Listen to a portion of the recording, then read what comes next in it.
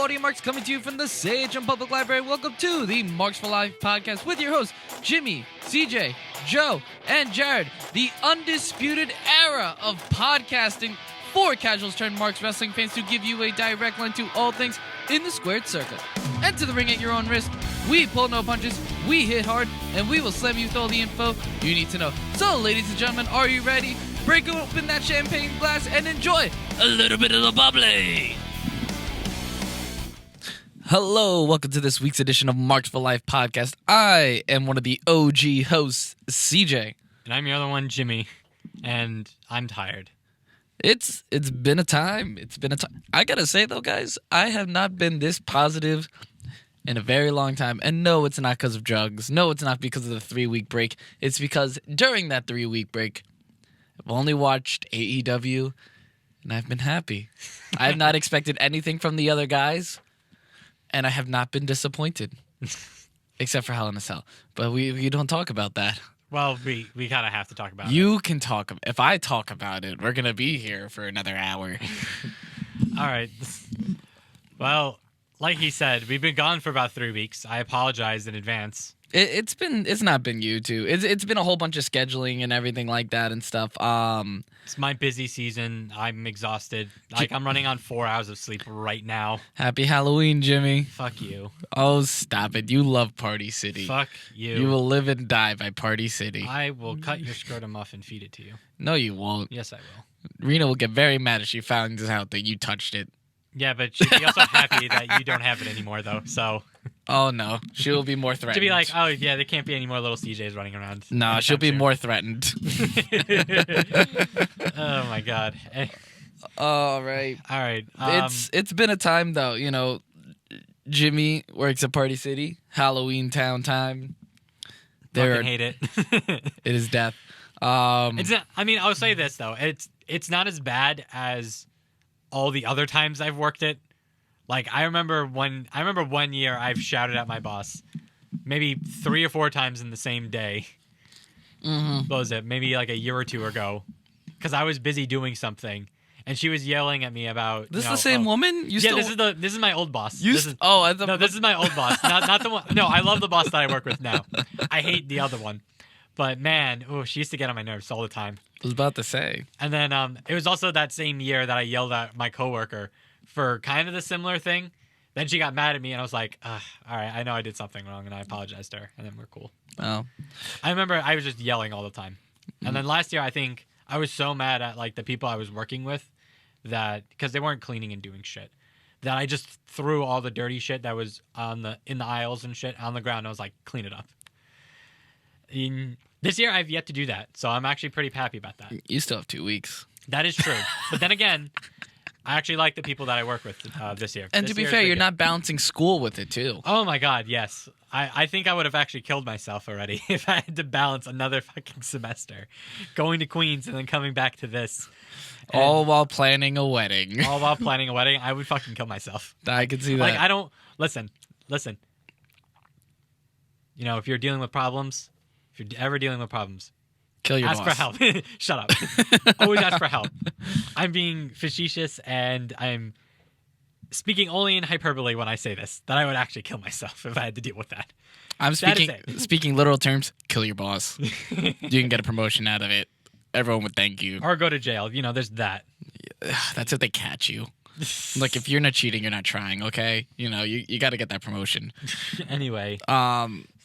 Yeah. Speaking of promotions, well, it's not actually a promotion. It's He's a lot of stuff. Sacked.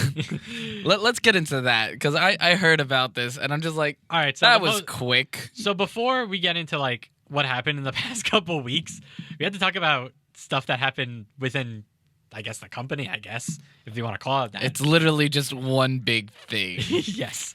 And it's Eric Bischoff is no longer in charge of creative. He's no longer the creative executive of SmackDown anymore. That lasted 4 months? About 10 weeks. It was June, I remember, because they announced it, but it didn't really go into effect until after SummerSlam. Yes. It didn't really go and I don't know what to say about that. I mean, like, not to... Trust me, I have a million jokes that I want to talk about this. But in serious faction, why? Fall Guy? For what though? Like I guess, Losing 1 million in ratings? oh, look at that. Thank you, Siri. Figure out why Eric Bischoff got fired. No, a lot of people are saying because he's a fall guy. Because Fox lost 1 million views between its debut episode of SmackDown and then this previous week. Now, because of that, they're saying that they are firing Eric Bischoff on top of the fact that he didn't do jack shit. Yeah, Very little creative input. and a lot of going to the catering. That's all I heard. I heard golf courses, but all right.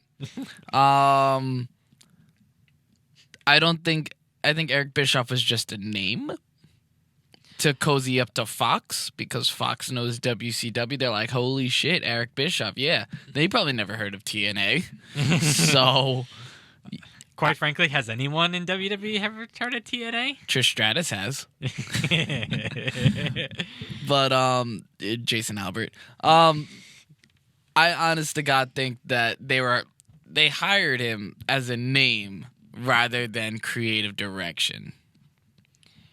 Yeah, I guess. I mean, would have liked it if Bischoff actually had creative input. I think he would have had actual creative input, but it definitely didn't show between when he got that job and, you know, as soon as he got canned. The best thing Eric Bischoff has ever created was the Nitro Girls. If he can bring that to SmackDown, ratings will go up. Yeah, I actually agree with you on that. I don't disagree with you on that. Yup. But now Bruce Pritchard's in charge, and I don't know how to feel about it. I feel like it's actually going to be the downfall of SmackDown being the crown jewel of no pun intended, of WWE. Because we had made predictions that, yeah, SmackDown's going to be huge. SmackDown's going to be the most watched thing on WWE's repertoire of watching wrestling for that week. And to be fair, according to their draft, they got some of the best male picks. Great seg. Well, last thing, what do you think of Pritchard now being in charge? I don't know what the fuck he's done.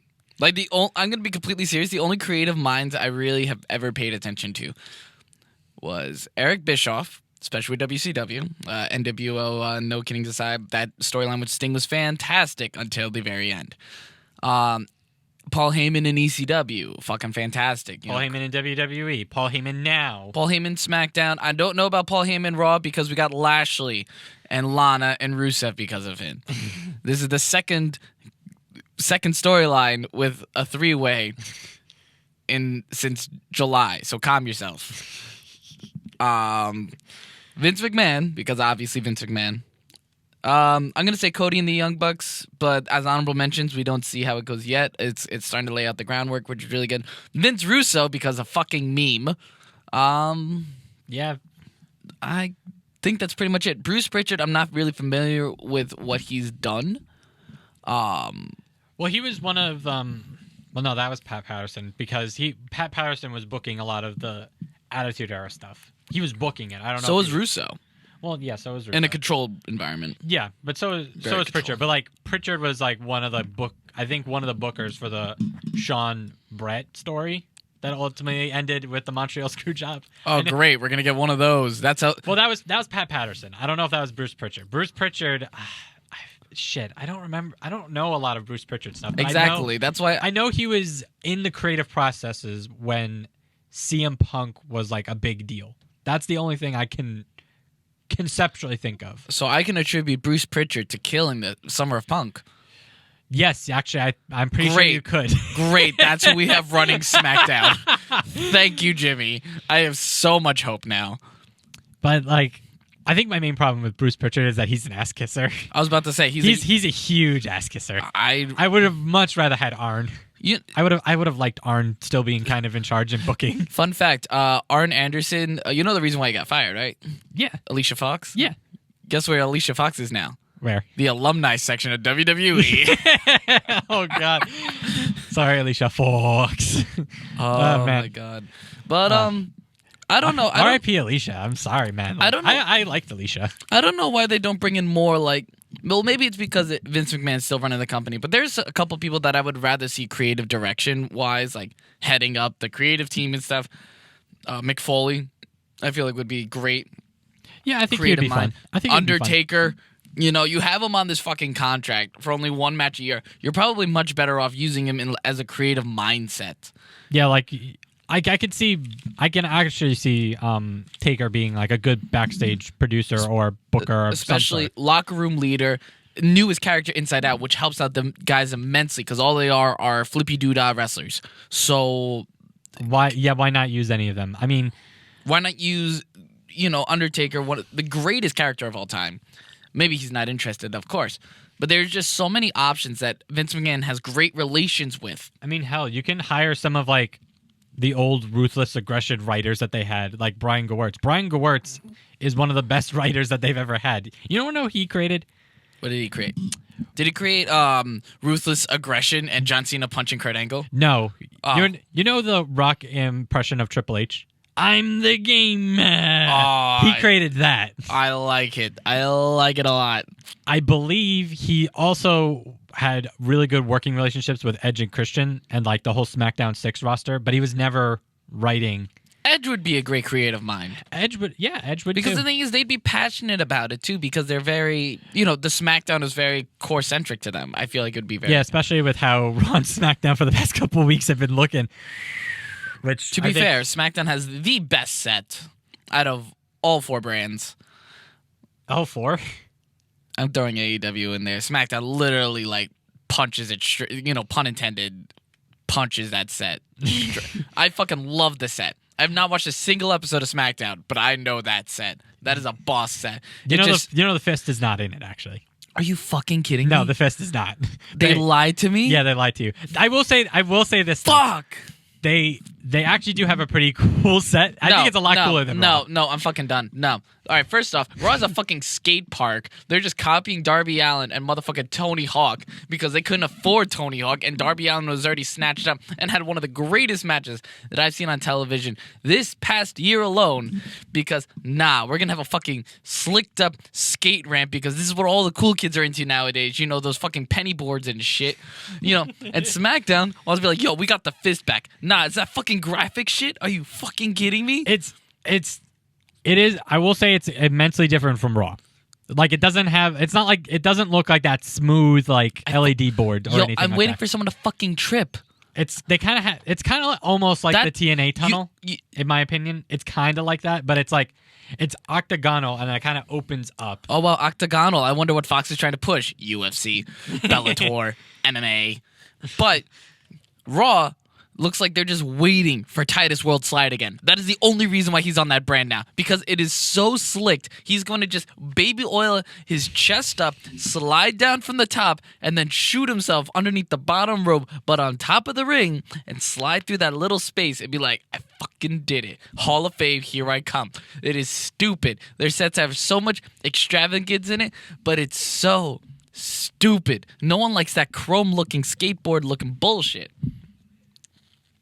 Although, and I'm not criticizing you on this. I'm asking a simple question. Would you be mad if that actually happened again and we didn't, and it was a total accident? I'd be mad if they didn't follow up with that and Titus did not get a world title. Oh God. Yep. I'm pushing the first ever 24/7 champion to be the world champion. Book it. All right. All right. Speaking of Raw and SmackDown, the draft was this past week, and did you hear? It was abysmal. Did you hear? Purely abysmal. But did you hear? The draft picked order for SmackDown. Yes. So WWE ruined their own draft pick thing. Yes. By posting what was it exactly again? The list of superstars that were eligible for draft each day. So they had a SmackDown. These were the superstars eligible for that day to be drafted. Raw, same thing. I actually like that concept. I like that concept where certain stars are eligible for certain days. I do not like how the champions are eligible because I feel like they should automatically be on their brands. They should not be eligible for that type of stuff. It's like you already know these are already drafted because they are current champions. Yeah, so I think, what was it? It was a pool. That's what it was? It was a pool, yes. Yeah, it was a pool. They called it a pool.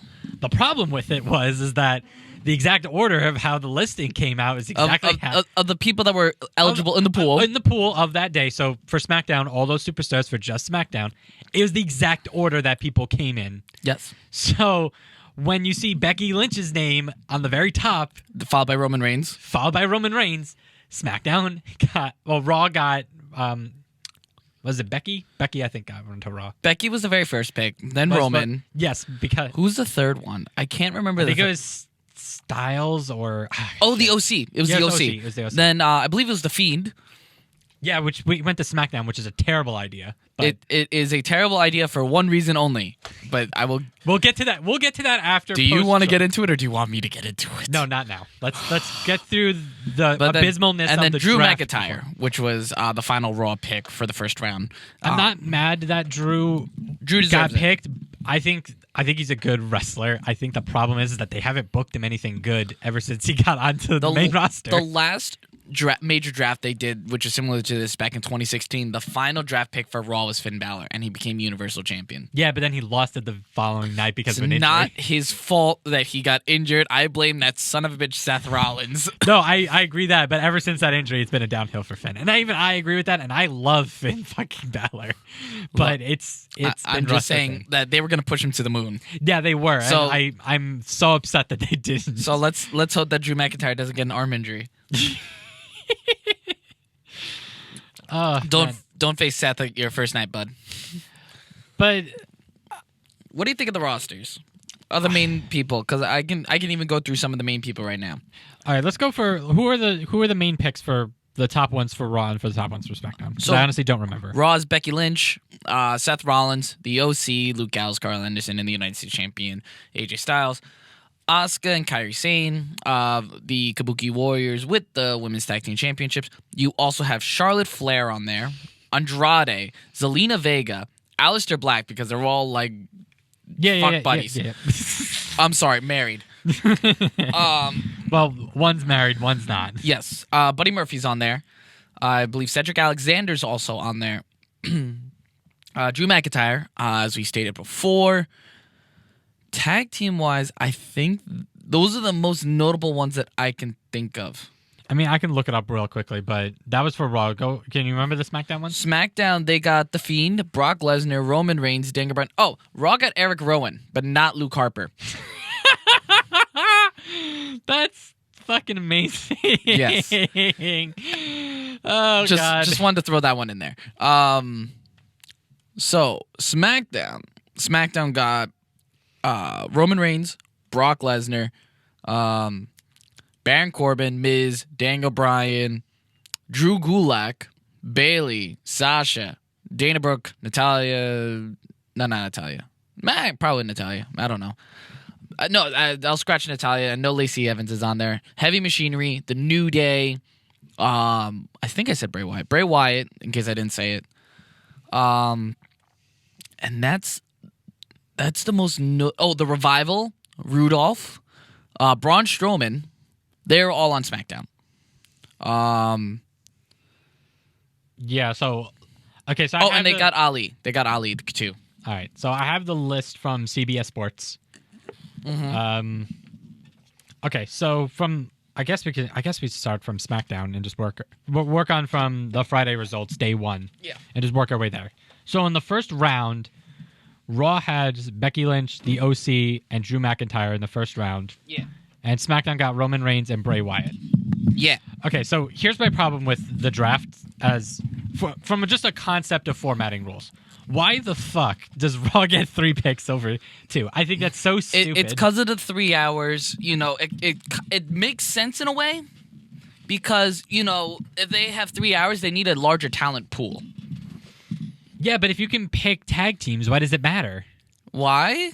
Because Yeah, if you can pick up a tag team, hold on, let's go, yeah, like, you can pick up tag teams, you can end up having the same amount of people. SmackDown literally got the better tag team roster. They did, which is really saying AOP something. and Viking Raiders are on Raw because I forgot Viking Raiders are Raw tag team champions.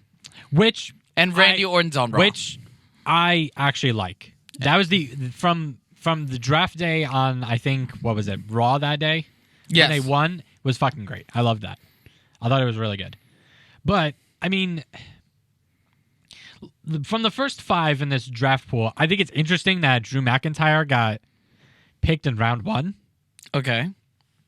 I hope the best. I honest to God, I hope the best for Drew McIntyre. I really do.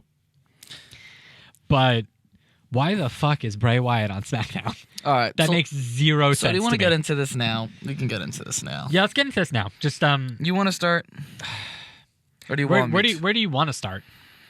Hell in a Cell. Yeah, let's start with Hell in a Cell. So if we could back up before the draft, we had this nifty little event called Hell in a Cell. It's a pay-per-view, guys. It's a pay-per-view. You know, where big things are supposed to happen. Yes. So Like the Bray main Wyatt event, winning the title.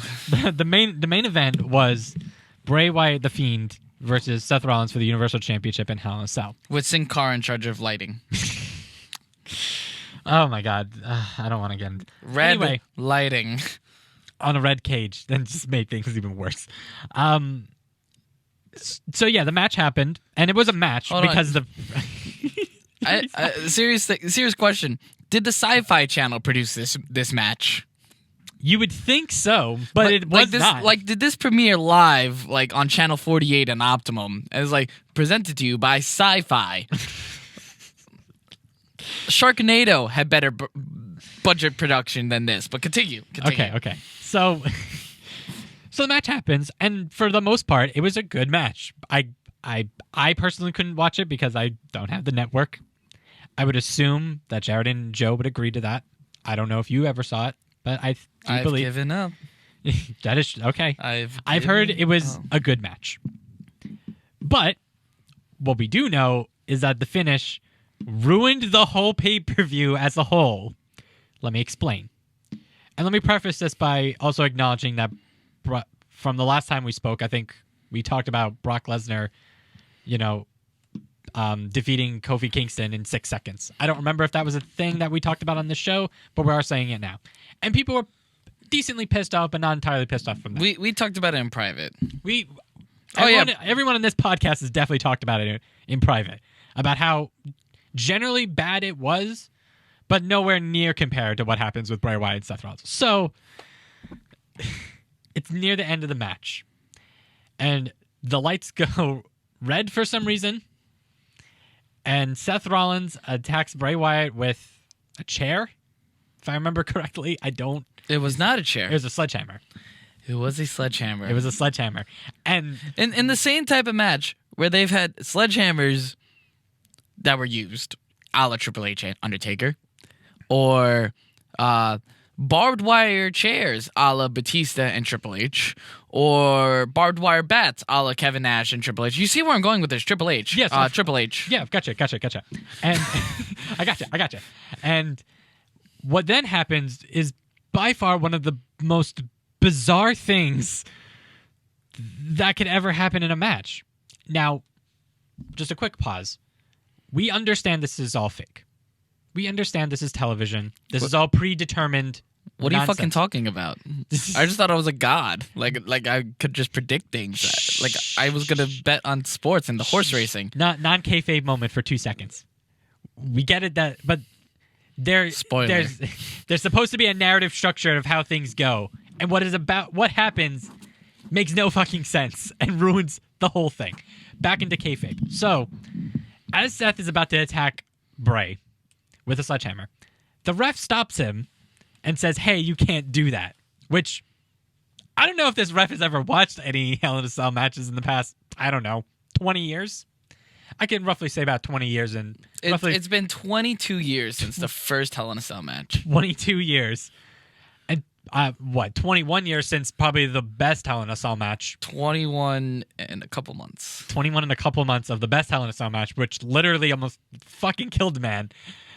And this dude stopped Seth Rollins for trying to attack Bray with a sledgehammer.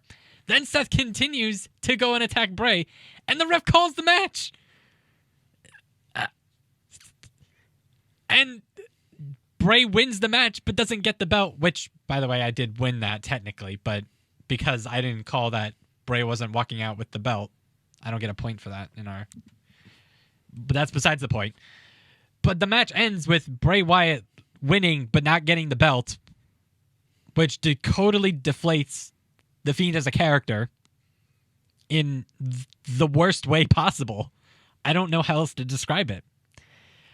CJ, if none of you can hear the simmering coming out of his nostrils, has a lot on his mind, and I feel like a lot on his soul, and I feel like he wants to share.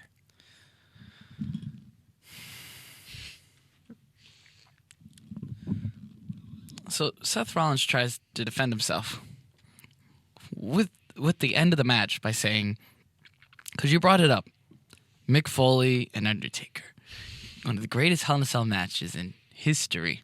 My favorite. Yes.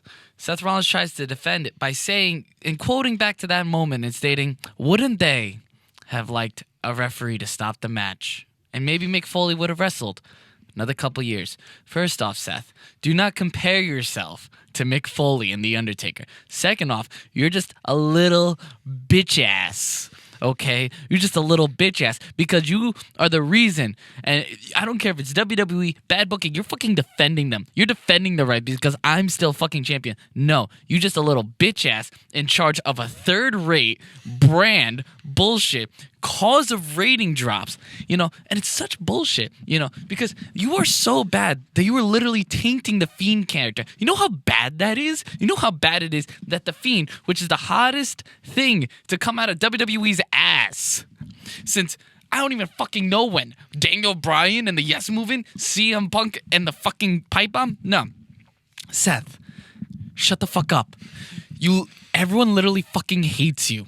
Everyone literally is pissed at you because you're still defending this. There is no defending this. The Fiend should have walked out with the Universal Championship. That is the only correct, logical thing that should have fucking happened. You don't have a fucking referee stoppage in a fucking Hell in a Cell. Hell in a Cell is literally meant to end careers. They have literally stated that before every single Hell in a Cell match. This ends careers. You go into the match expecting that there is a possibility of your career ending. And You know what? You're just a little bitch because you have to use a fucking sledgehammer. And you was like, oh, the ref stopped me.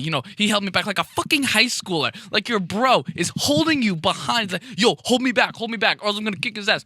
You were relying on that as a fucking crutch because you know that the Fiend literally walked up after it was like fucking Michael Myers and Jason Voorhees' freaking kid and choked the ever-living piss out of you with a mandible claw, and he choked you and killed whatever semblance of a top face you had left. You know how bad it is that because of your performance on Hell in a Cell, it is so bad. Roman Reigns is literally the de facto top face, and people love it. Thank you. You finally make Roman Reigns the best face that WWE has to offer because you were so terrible at it. You had people chanting fucking refunds. You know who didn't have people chanting fucking refunds? John Cena, Roman Reigns, Stone Cold, Rock, Undertaker, Mick Foley, Hulk Hogan, Bruno Sammartino. You were not the top face. You're just the top bitch. You know how bad it is? First off, you cooled off Becky Lynch's popularity, so fuck you with that shit and your crappy ass mixed tag team. They tried to save your popularity so much, they stuck you with the two most popular characters to come out since WrestleMania. Oh my God, if they stuck you to tag team constantly with Kofi Kingston, we would have been wanting him to have the belt off months ago. No, that's how bad you are. People cheered when Brock Lesnar kicked your ass and threw you through an ambulance and took the title off of you. People cheered when The Fiend stuck his fingers down your throat and made you gasp for air. Everyone was booing the fact you burned the Firefly Funhouse, which how the fuck do you burn the Firefly Funhouse? No, it is a fucking, mental freaking, how do I put it? He's trying to cope with it. It's a coping mechanism. How the fuck does Seth Rollins go into a fucking coping mechanism? You're not God. You're not some kind of fucking psychic bitch. You're just a bitch.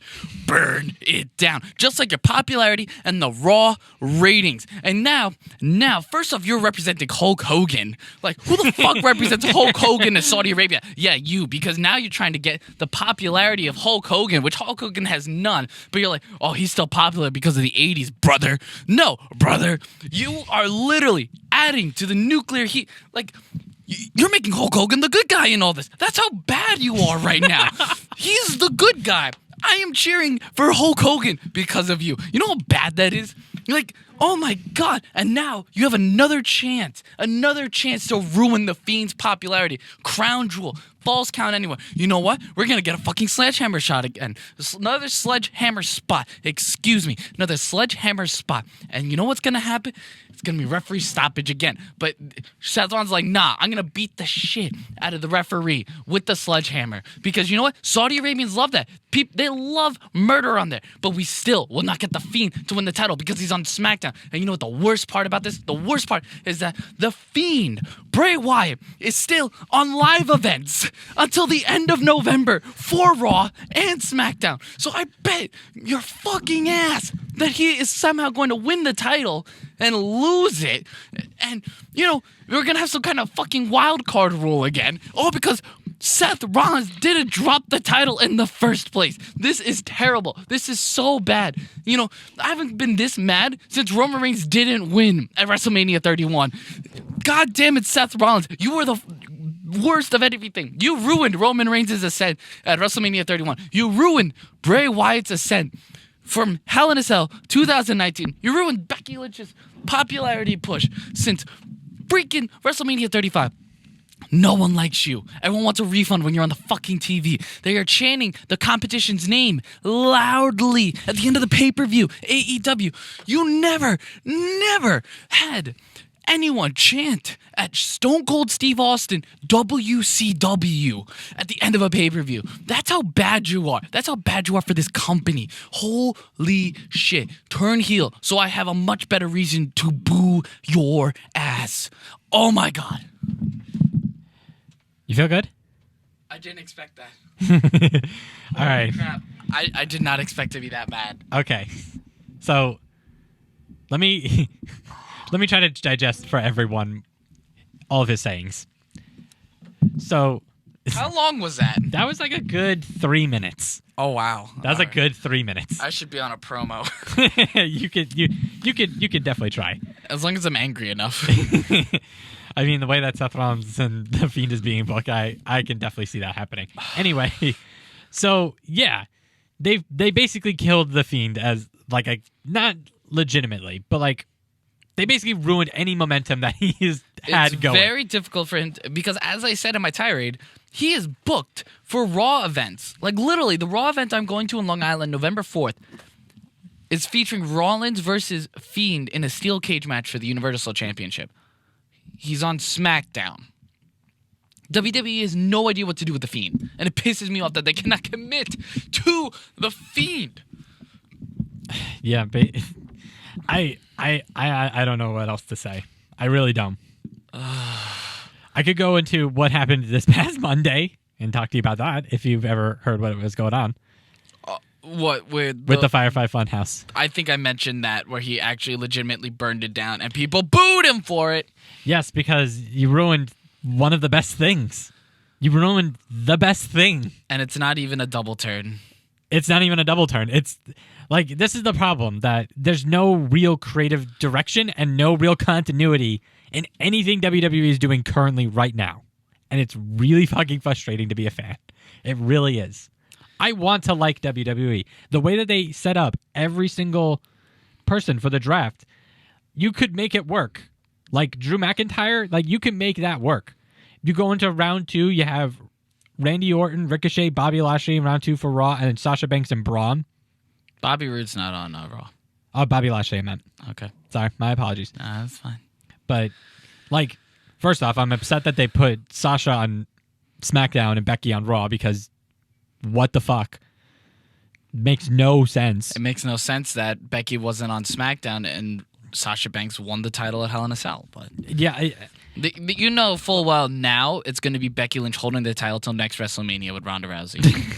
Yeah, most likely. Which is fine, but you fed Sasha Banks to her like that. And it kind of deflated Sasha, which is really upsetting. And Braun Strowman makes sense for SmackDown. Yes, but he's also going up against Roman Reigns and Brock Lesnar for the main title. Yeah. Again. And then, let's see, in round 3 of the first one, you have Alexa Bliss, Kevin Owens, and Natalya. on Raw. On Raw. Well, Alexa Bliss and Nikki Cross, who you're saying next. Well, yeah, but they're going Nikki to Cross. they got traded to SmackDown for future draft considerations. Which what the fuck does that mean? Well, what are we gonna have another draft in 2 months? No. WWE has no consistency. None. No, so this is how Bray Wyatt's going to go back on Raw. Be like, yo, we gave you 2 former tag team and 1 multi-time former women's world champion. Give us the Fiend, who has literally only 2 tag title reigns and a former world title reign. But no, it's so stupid. It's so and then stupid. During that round, Lacey Evans and the Revival got picked, which is okay. I don't get how Lacey Evans is. I don't know. I don't know why she's on SmackDown. It doesn't make sense. Why is she a higher pick than like everybody else? Look, we don't have to go into the rest of the draft. We really just we needed to talk about the Fiend and Seth. I mean, I do kind of want to talk about the fact that Sasha, Andrade, Zelina, and Aleister Black are all on the same. Sasha's not on that brand. Charlotte is. Oh, that's what I meant. Charlotte. Well, they got to keep the couples together. That is true, and they did that earlier in the year when they had this Andrade on Raw, Charlotte on SmackDown, Aleister Black on SmackDown, and Zelina Vega on Raw. They brought Aleister Black was on Raw too, along with Andrade and Zelina, and Charlotte was on SmackDown. They transferred everyone over there the next week because they can't split the couple. Because if you bring Andrade, you have to bring Zelina. If you bring Zelina, you have to bring Aleister. So they will always be on the same brand. Unless they ever split up Zelina and Andrade, which I don't think they ever will. No, I don't think they ever will. And I think that'd be a terrible idea. It would be. I mean, the only other noteworthy thing... They split up Carmella and R-Truth. Yeah, that was kind of upsetting. I'm not going to lie. Yeah. Cain Velasquez is not on a brand yet, but I'm assuming wherever Ray goes, he will go. Ray is on Raw. I'm assuming he's going to be on Raw, which means that he is not going to beat Brock Lesnar for the WWE Championship. Actually, no. What the fuck am I saying? The Fiend is just going to rule SmackDown with the red belt. Fucking stupid. Anyway. It is. But I also did want to talk about Bayley. Bayley was amazing. Bayley was actually a good highlight. Did you see the video going around of the guy videotaping the TV where Bayley is using a hatchet to cut down the wacky waving inflatable arm flailing tube men, and the kid is crying over it? I fucking love that. It's great.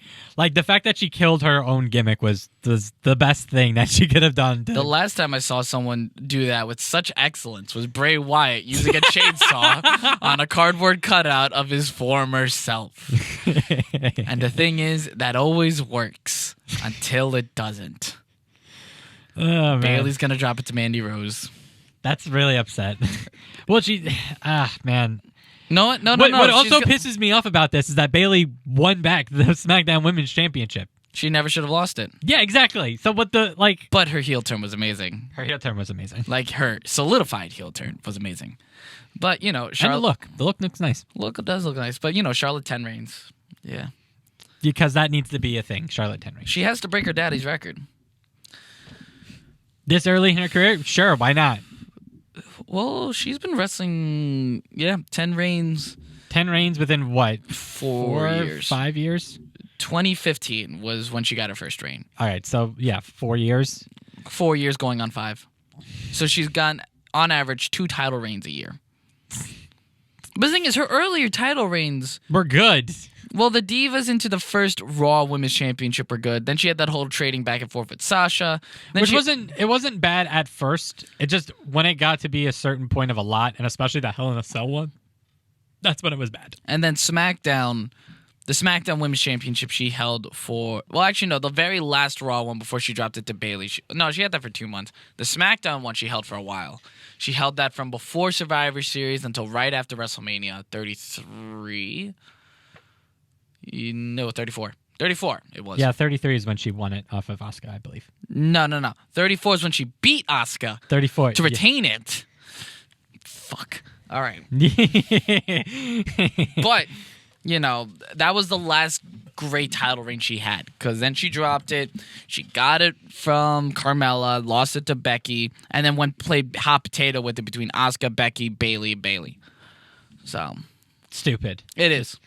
It's all stupid, and it just, combines into just this one question of what the fuck is WWE doing? Seriously.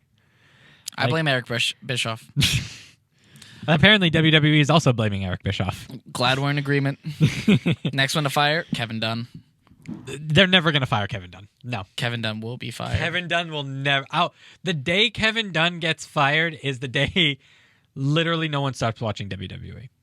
I'm telling you. Listen, you can give a lot of shit to Kevin Dunn. I get, his greatest sin was Royal Rumble 2016. I think that was his greatest sin in the modern era. I can't name any other ones that I can think of, but that was definitely one of them. He's never going to go. He's a Vince lifer, and he's very good at he's pretty good at his job. I'm not going to say he's very good, but he's pretty good.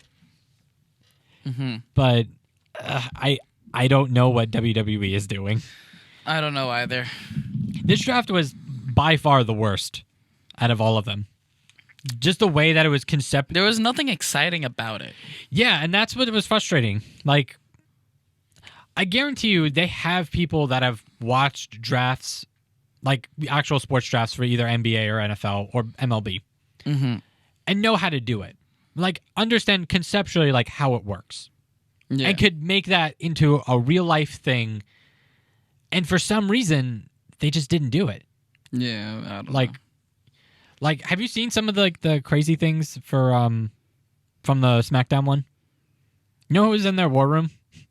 No. The fucking robot from the NFL things that they have. Oh, okay. I forgot his name. I forgot what the name of the robot is. Okay. It starts with a G. But they had like an actual like robot. Okay. As like a guest in it, along with all the other sports commentators, like Terry Bradshaw and Michael Strahan, and they were talking about, if they could pick a draft pick for, who would they pick? And they all picked dead wrestlers. Mm-hmm. It was very frustrating. And then the USA one was just terrible. Like, it was even worse. Like, just from the look of it, it was just terrible. There's nothing more I can say about it. They have this. I guarantee you, there's definitely people who could have done this and creatively captured what an actual draft is supposed to look and feel. Well, the thing is, they don't have commissioners anymore. I don't think that even matters, because Stephanie basically acted like the commissioner herself. Yeah, and that was fine. But remember last time it was. Yeah, but last time was I think that was the worst part of that time. I hated the back and forth between Mick Foley and Stephanie and Shane and Daniel. I thought that was so bad. I thought it was really when they were selecting the picks. I thought it was really cool because you had Daniel Bryan like crossing names out, like son of a bitch. He took that one. Yeah, but like you could have literally done that with like 6 or 8 other people inside a like quote unquote legitimate SmackDown War Room or Raw War Room for a draft, and it would have looked and felt good. And you could have seen like no one would have watched that though. Yeah. You'd be surprised, because if they watched, actual football ones, and there are stuff like that, I guarantee you, if you put in like some of the agents and bookers like Fit Finley and, Jamie Noble or Devon or something like that in one thing for SmackDown and one thing for Raw, I think that would have been good. Let me reframe that. They wouldn't do that on an episode of SmackDown or Raw. They would have to make a separate episode for that. I just think like that would have been like the good like in between time of like a match. I think a draft should be more. I think it should be like 2 hours, but it needs to be like on a separate network. Like it needs to be somewhere separate. I don't know if I agree with. I don't agree with that, just because you can even have it on Fox Sports 1, be like, or the show that they have, the WWE, was it The Bump or whatever, the one that Renee hosts. Did it even debut yet? I don't even know. They did debut it. Okay. But that show, make it a 2-hour special with the draft, and that's how you do it.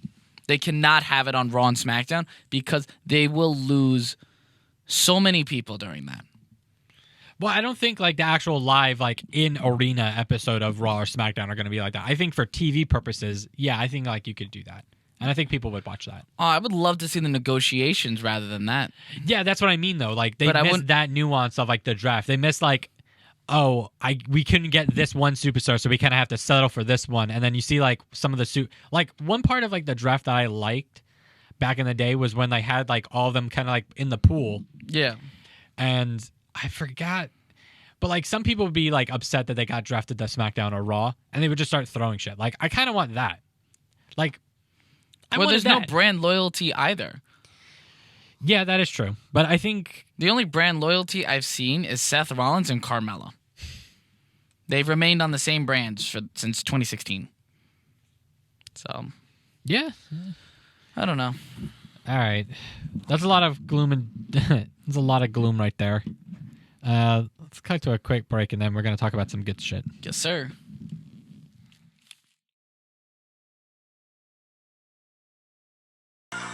For the TNA heavyweight title and sacrifice between you, Kurt Angle, and Samoa Joe.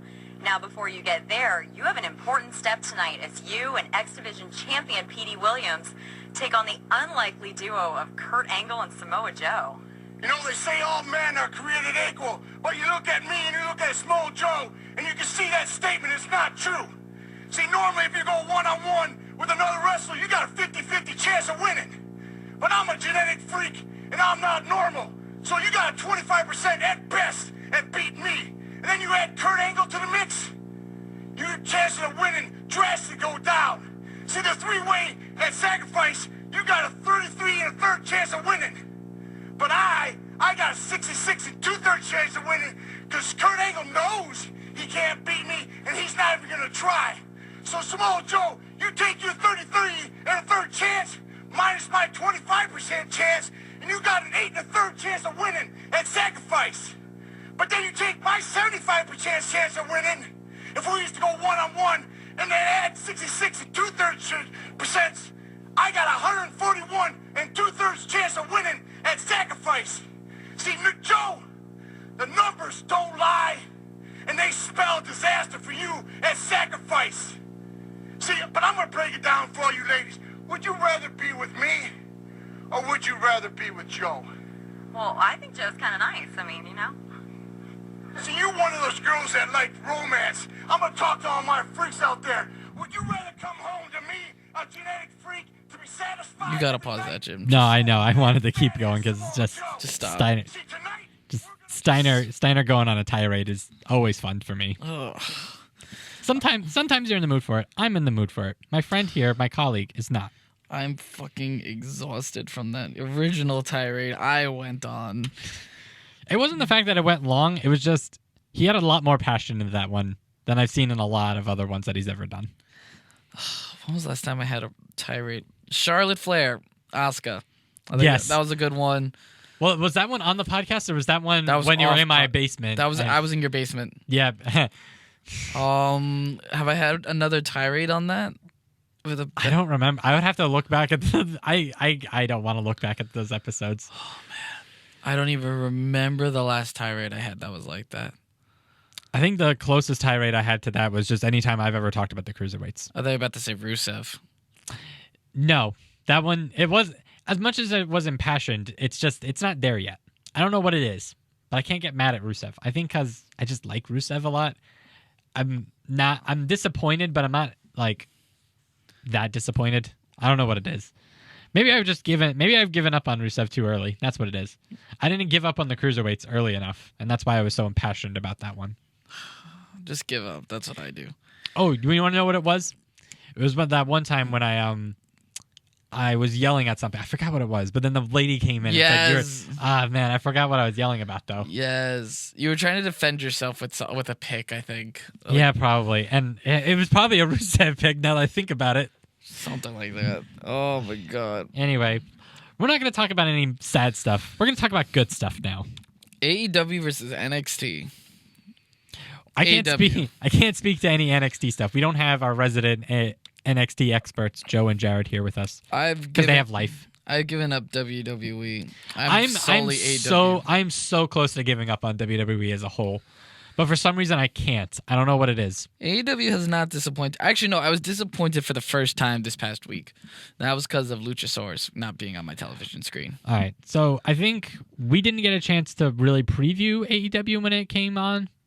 the last time? I've watched all the episodes. All right. So why don't you enlighten us with what AEW product has given us, my friend? So what they do is they always announce the matches beforehand, which is really good. They announce they've been doing that for a while. Like, all right, this episode's going to be showcasing these. They'll always do that, which is really good. I love that. I love how, they said next week you can expect to see Moxley versus Pac. You can also expect to see the semifinals for the Tag Team Classic. You can expect to see these matches. You can expect to see Britt Baker in action.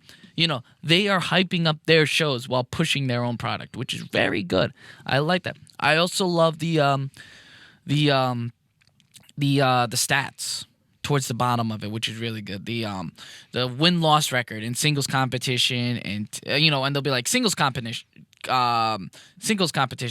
Chris Jericho 2-0. Total win-loss record 4-0 because he's won 2 tag matches, which is really good. I love that. I'm also loving how they are really. It doesn't feel produced. Like, for example, Scorpio Sky was not supposed to be in the tag match this past week. It was supposed to be Christopher Daniels and Kazarian. You know how when someone's getting beat up, they will announce the music and then the people will come out in the ring gear? Scorpio Sky didn't do that. Scorpio Sky just came out and laid havoc on the Lucha Brothers, which are now heels. Thank God. They deserve to be. And then Scorpio Sky wrestled in sneakers and dress pants. Not in his usual ring, because he wasn't expecting to wrestle, which is really good storytelling. And it's really good consistency. Why would I be in wrestling trunks if I'm not going to wrestle tonight?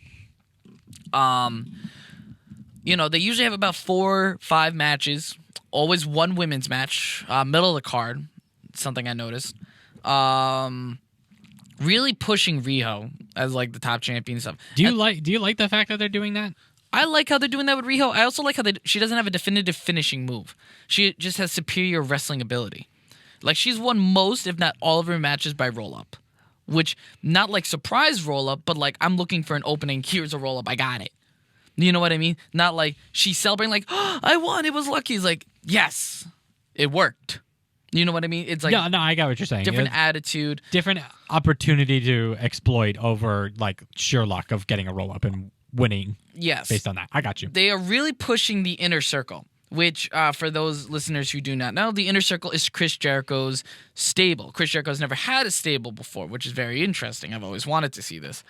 So it consists of Sammy Guevara, an up-and-comer, Jake Hager, formerly Jack Swagger, which looks like a beast of a monster. Have you seen him in Bellator when he No. You should watch his MMA matches. But They're the thing really is, good. I'm watching these guys and I'm forgetting they were ever with WWE. And that's what AEW is doing. They're erasing the stink AEW is doing. They're erasing the stink of WWE. I forgot that Jon Moxley used to be Dean Ambrose. Sean Spears used to be Ty Dillinger. Even Jake Hager. I forget he was Swagger for the longest time. He's not speaking. He's literally just murdering people. And not only that, Chris Jericho has been putting them over like badasses. Well, you're forgetting two more members of the which I was going to get to. Tito and Santana and Ortiz, excuse me. Santana and Ortiz, they just murdered a couple jobbers, which was excellent. I hate their attire, though, because I hate the overalls. I think it's stupid. I hate the half overalls even more. I'm pretty sure that was Ortiz. Ortiz changed your fucking outfit. I could deal with like street clothes. I can't deal with that where it looks like he's wearing a fucking fanny pack. He's got to fucking change that. But like just the way Chris Jericho's like pushing them, they're like he hand selected them because they boost him up. They're like, I want the baddest people around me. It's not even like the only connection is that they were hand selected by Chris Jericho, and I love that. I love it. I love how Chris Jericho put every single one of them over and stuff. I also love how there's not many promos. But the video packages are fucking amazing.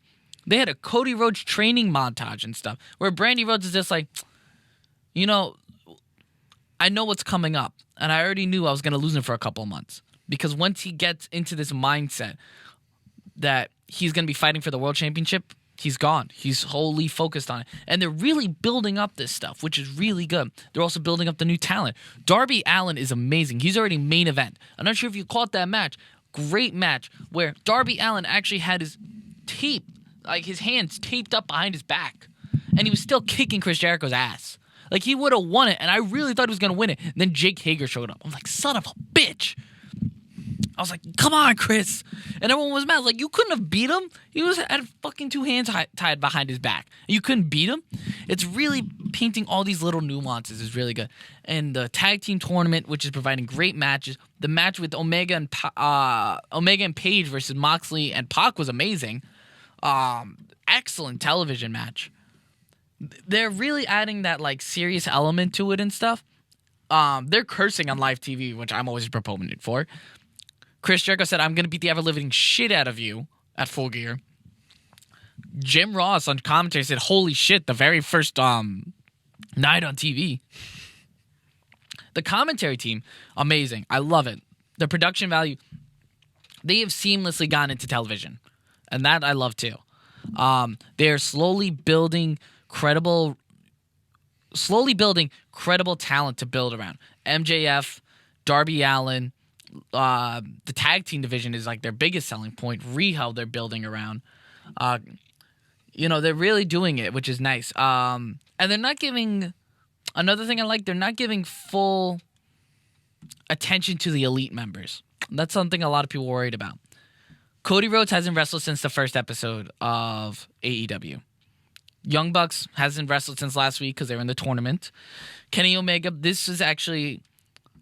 They've been on Dynamite, on Dark, which I will get to. Kenny Omega was appearing on 2 separate weeks. Hangman Adam Page is the only member of the Elite that has showed up on all 3 shows so far. Only member of the Elite, which is good, and I love that. It's little nuances like that where they're not showcasing the EVPs too much because they don't have to, but they're showcasing all this other talent, like Santana and Ortiz, or Riho, Darby Allin, Hangman Adam Page, rebuilding John Moxley and Pac to be credible threats. That's amazing. And don't even get me started on Dark. Dark's amazing too, because we were talking about it, and AEW Dark is this 1-hour program that is streamed on YouTube where they get to show all these dark matches that do play into their main stories. They play into the win-loss records there and stuff. So you will see talent there like Joey Janela, Sonny Kiss, Darby Allin, Shima. Like, you will see all these other talents. Kenny Omega showed up on AEW Dark, which was amazing. They're putting it's like putting someone on the caliber of Roman Reigns on Superstars so they can build that and stuff too, which I'm loving. I love that. And I think AEW is taking a great approach to that, and it's showing in the ratings. They've retained over 1 million viewers for the past 3 weeks consecutively. NXT has not done that. What you're describing is something you've already sold me on. It's a great. It sounds like a great product. I wish I paid attention more. The only thing I really captured was the Jericho promo in like almost fullness. The Jericho promo was just fantastic. I know. What was it? NXT had a match this past week. It was Marco Stunt and Jungle Boy versus the Lucha Brothers. I was not a fan of it. I didn't even stay to watch the full thing because I was like, I don't want Marco Stunt on my TV. And apparently that was the worst mistake I made because Marco Stunt had an excellent match. And I'll apologize to Marco Stunt on that because I didn't want to see him. I did hear about this. It was so good that Dave Meltzer apologized. No joke. Which I got to recatch that match now. The thing is, I flipped over, and you know what I flipped to? Keith Lee versus Dominik Dijakovic, which I was actually disappointed with. Because you want to know why? It felt slow, it felt sluggish, and Roderick Strong came in and interfered, and I'm like, son of a bitch. And let me get into you with the street fight. That street fight in AEW between Darby Allin and Chris Jericho is good, because they also explain the rules, too. It's like, there are rope breaks, and I'm like, rope breaks? Why the fuck are there rope breaks in a street fight? I was like, that's so stupid. Like, I was like, okay, it's a street fight. But then they played it into the match. They said that there was rope breaks. So this way, the rope break in the match made fucking sense. You know who didn't do that? Who didn't do that? Who didn't do that? WWE in Hell in a Cell. This match can only be ended with pinfall, submission, or referee stoppage. No, they didn't fucking do that. They just said pinfall or submission. No, fuck referee's discretion.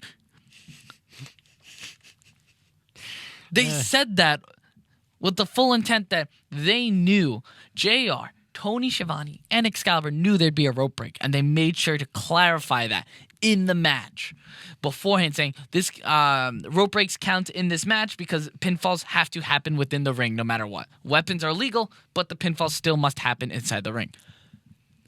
Explanation. They don't treat us like fucking idiots. They don't. Cody Rhodes came out last week, and instead of insulting our intelligence like a smart babyface doing a promo in the ring, Arena went dark, popped back on. Cody Rhodes is just laying waste to Sammy Guevara and Chris Jericho like a smart babyface. Intelligent babyfaces. It's great. It's great. Chris Jericho, he doesn't have what it takes anymore. That's why he has a stable for the first time ever in his 29-year career. He's never needed the help of anybody until now because he knows he cannot hang with someone like Darby Allin who's speeding around the ring like a motherfucking bullet and kicking his ass. He's like, holy shit, I have 100 pounds on this guy, but I cannot keep up with him. In comes Jake Hager. In comes the tape to tape his arms. And he's still getting his ass kicked. Like, what the fuck? Everything makes sense, and I love it. Everything is... The only thing I had a little bit of a problem was Nyla Rose versus Riho, but still great match and stuff.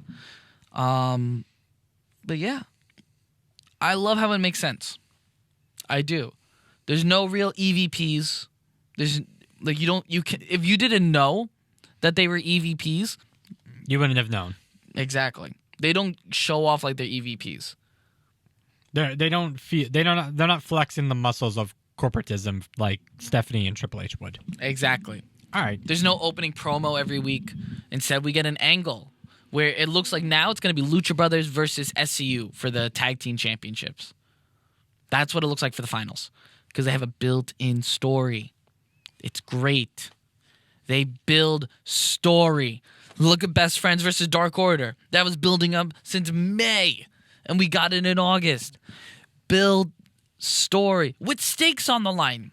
That match between Best Friends and Dark Order, that was for a first-round bye. That is awesome. And I could see it as the months continue.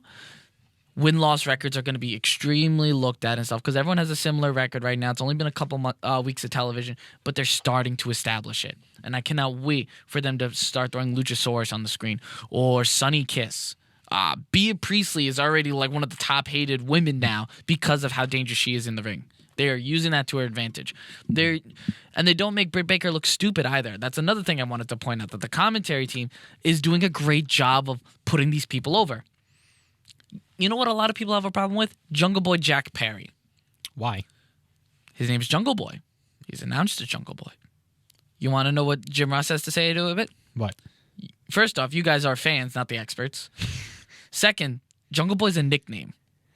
Look at it like, what if I just called Stone Cold Steve Austin Stone Cold? He came out as Stone Cold. Or The Rock as The Great One, the Brahma Bull. What if that was his ring name? What happens when Jungle Boy grows up? Are we still going to call him Jungle Boy? Jungle Man? Like, JR is doing this to establish that Jungle Boy Jack Perry, Jack Perry is his name. Jungle Boy is his ring moniker, but he's establishing that. And it just rolls off the tongue, and it does. Holy crap, Jungle Boy Jack. That rolls off so better than Jungle Boy. And he's establishing that, because, that's a great point. When the Young Bucks are like 40-something, are they going to be called the Young Bucks? They're going to be called the Bucks. It's interesting. I'm loving the commentary team. I love the dynamic they're bringing and stuff. You could even take Tony Schiavone out of there and we'd be fine. But Tony Schiavone adds that extra layer too. Jim Ross has really come into his own on TV. The announcing was so good. Oh my God. The way that Justin Roberts announced John Moxley like John Cena was so good. You have no idea. He did the John Moxley. Like, he did the same vein as John Cena. I'm like, that's a star. That is a star. And the way John Moxley treats everyone like John Moxley Stone Cold, that's what I need. That's what I want to see. They know what we want to see, and that is great. I'm letting him go on just a complete breakdown of AEW because I haven't watched any of it, and it just sounds great. And it makes me honestly want to go and watch it badly. And one more thing.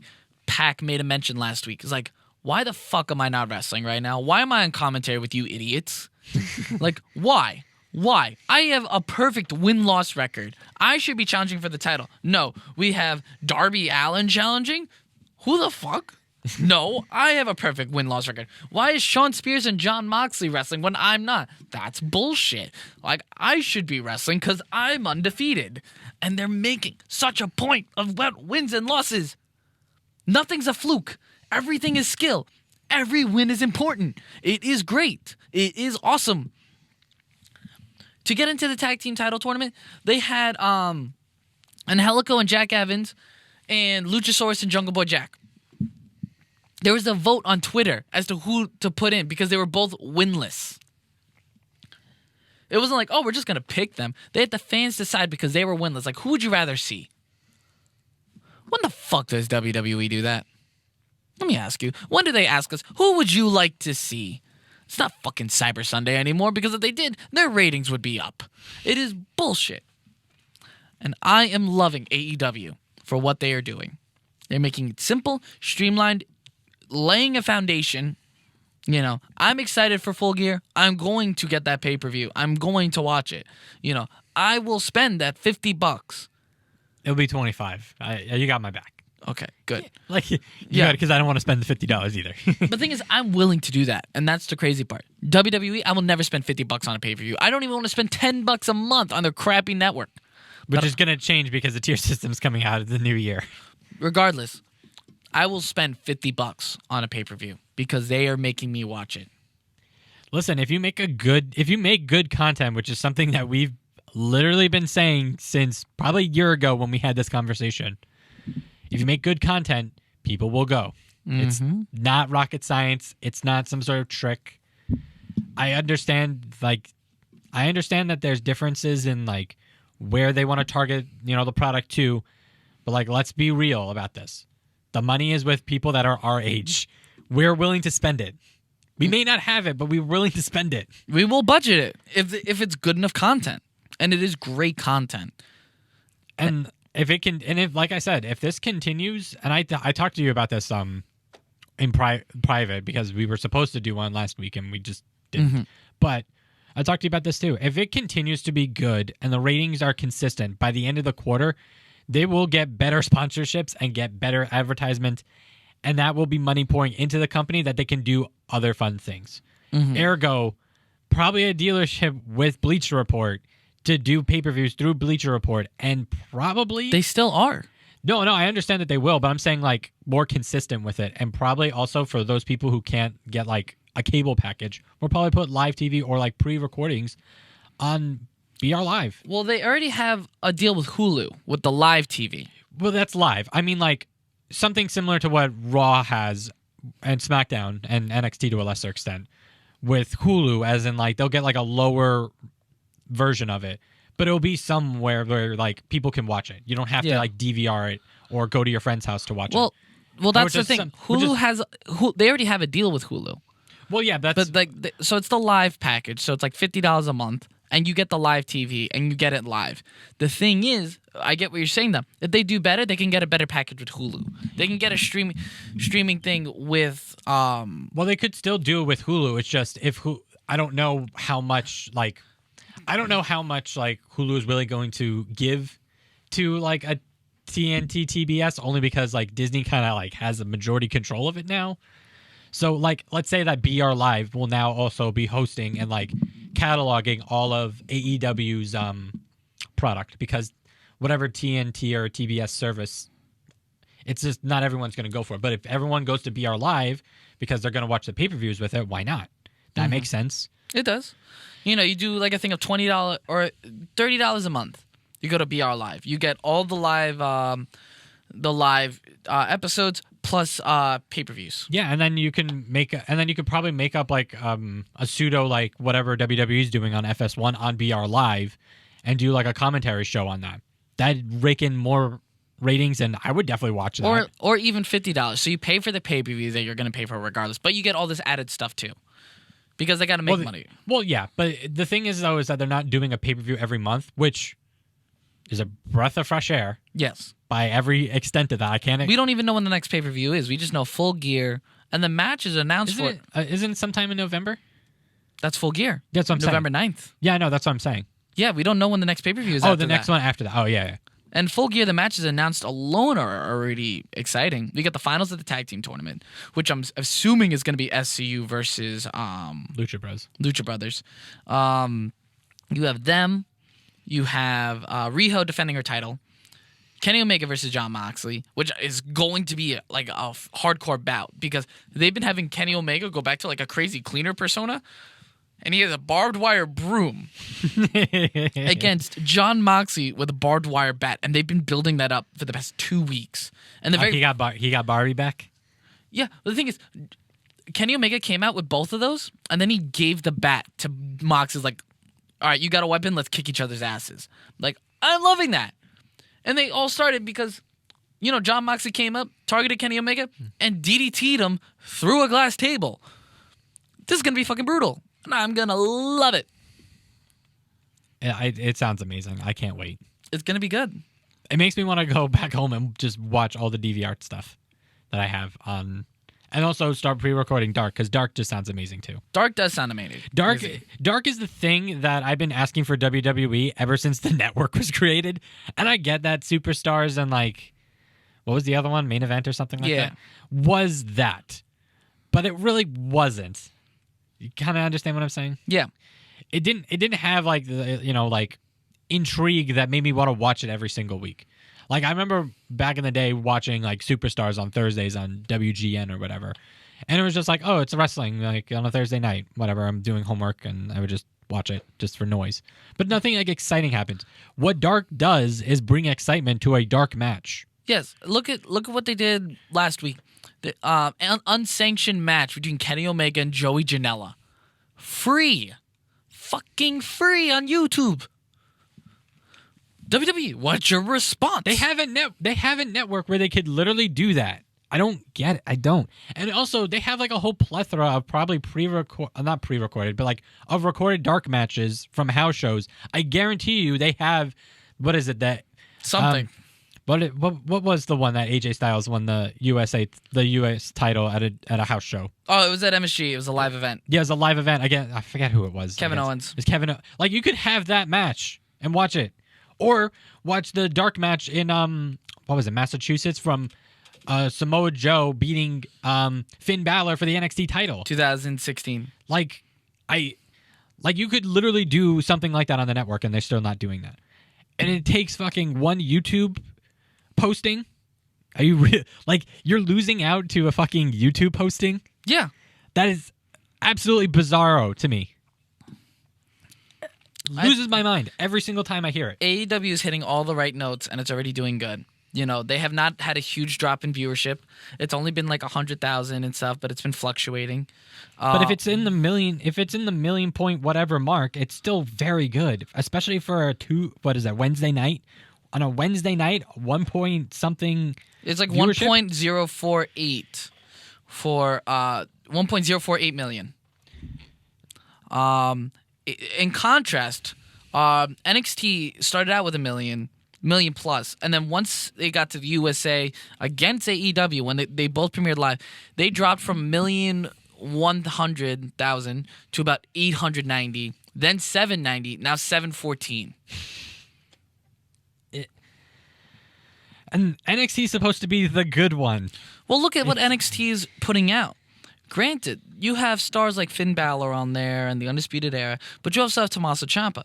Great idea, unless you're having Tommaso Ciampa stomping on the Mexican flag against Angel Garza. I get it. Angel Garza's a bad guy. Why the fuck are you having... And this is from the same territory system, and I'm going to use territory system in that way because they do a Florida loop. Oh, okay. Yes, this is from the same people that Dominik Dijakovic wanted a gimmick where he's saying that my ancestors were the best because they came from Europe. Where they also had people doing the Nazi salutes in the audience. This is the same. This is their crowd over there, but now they're on national TV. That's the kicker. And they're putting out stuff like that, where you're having them stomp a Mexican flag, which is like really bad. That's really turning off a whole bunch of viewers. Like, why are you stomping on his flag? Because he's proud to be Mexican? And you want us to cheer for him? You want us to watch this? They don't do that on AEW. The only thing they're encouraging is to drink a little bit of the bubbly.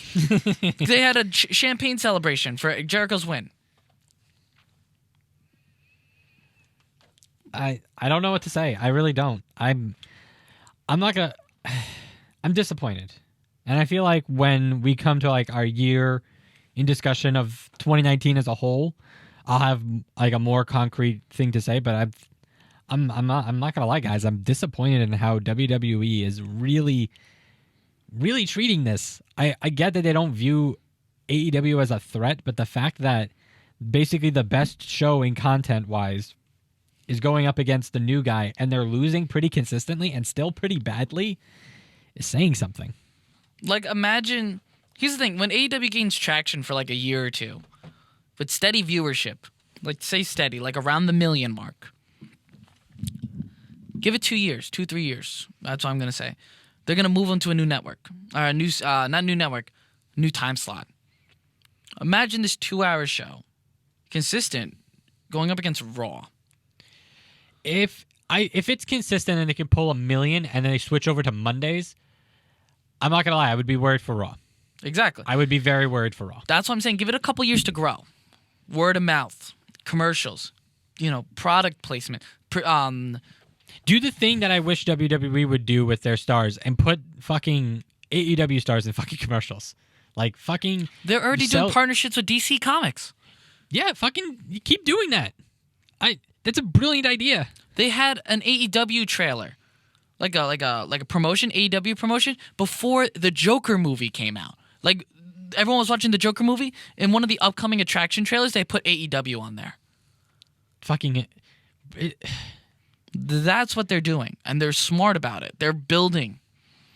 They really know where to put their ad dollars. Like, that's a really good placement for an ad. But also, it's a good placement for an ad was also putting it on Raw, but that's besides the point. Raw, NXT. It's just that one's still my favorite, no matter what anyone says. Anyway, our final thoughts on AEW, my friend. They were off to a good start. What else do you think they need to do? Because I'm hearing a lot of complaints online. What are they from? The story, really. There's not too many storylines going on. I get that there's consistencies with how they're making out, but there's no narrative storytelling really. That is just wrestling. I can understand that. I can also understand them building 2 stories.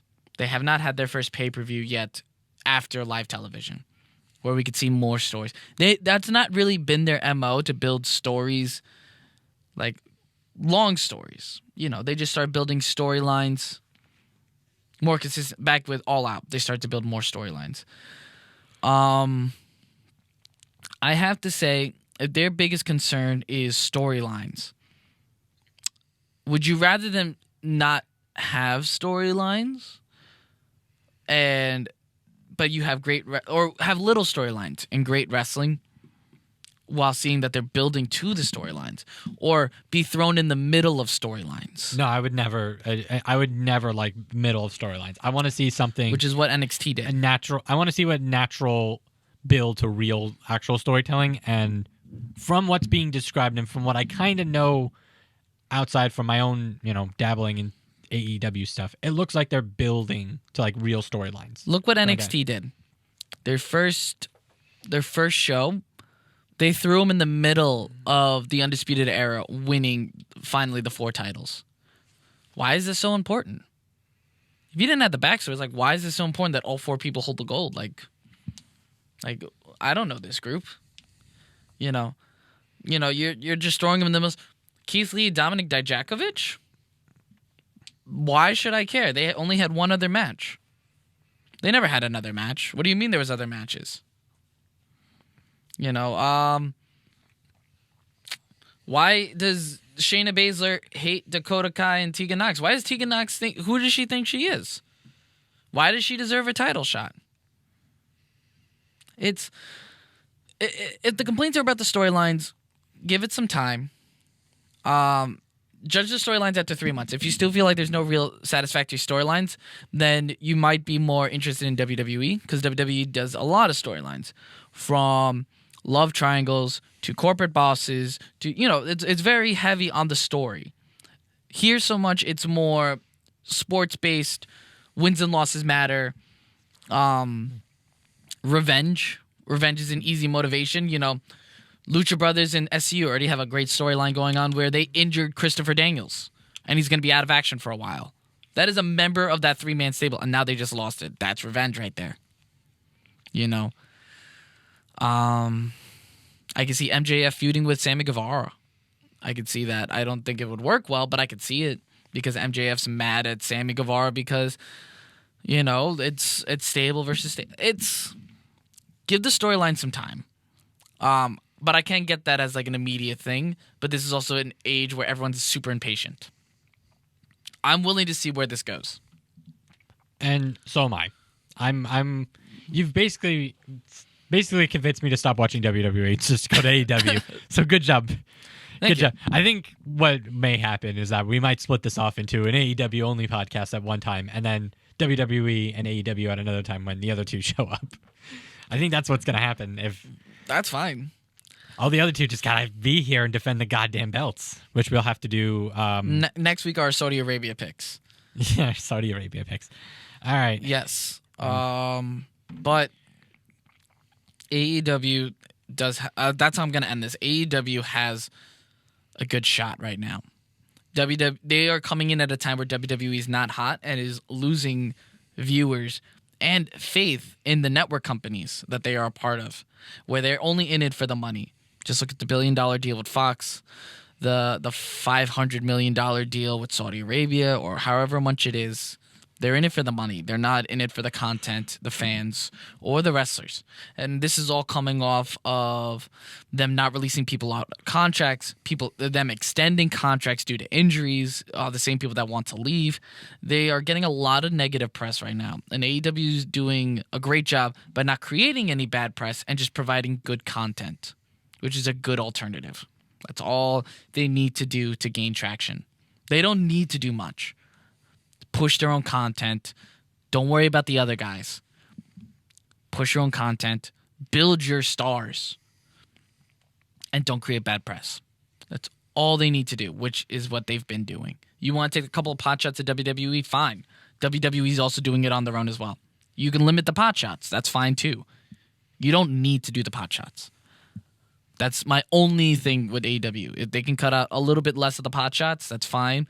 But the way Chris Jericho did it, but saying that's dead and buried from bad creative with the We the People chants towards Jake Hager, and they stopped it immediately. He hasn't gotten them afterwards.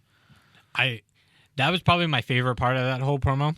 Yeah, for a multitude of reasons, and it also begs the question: like, could there have been a possibility that Stone Cold could have stopped the what chants with basically that one line if he'd done it? And I think, yes. He could have, but why would he want to?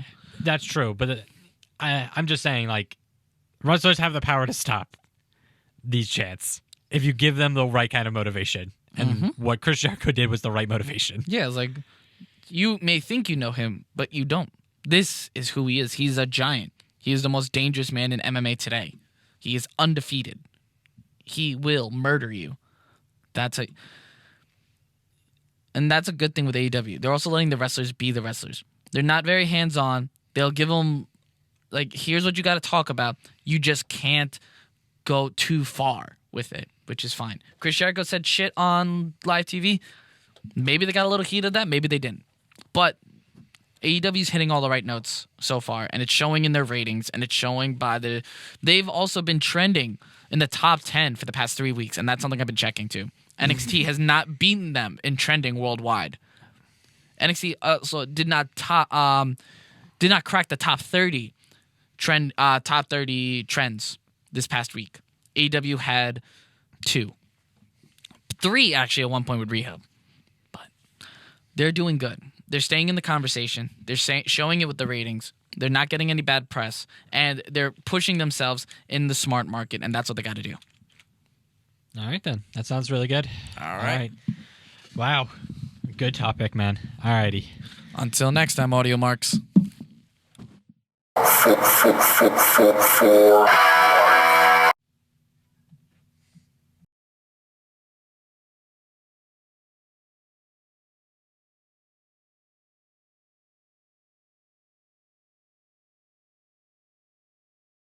Thank you, everyone, for staying tuned to our podcast. Special shout out to the Sachem Public Library for the continued use of their equipment and space.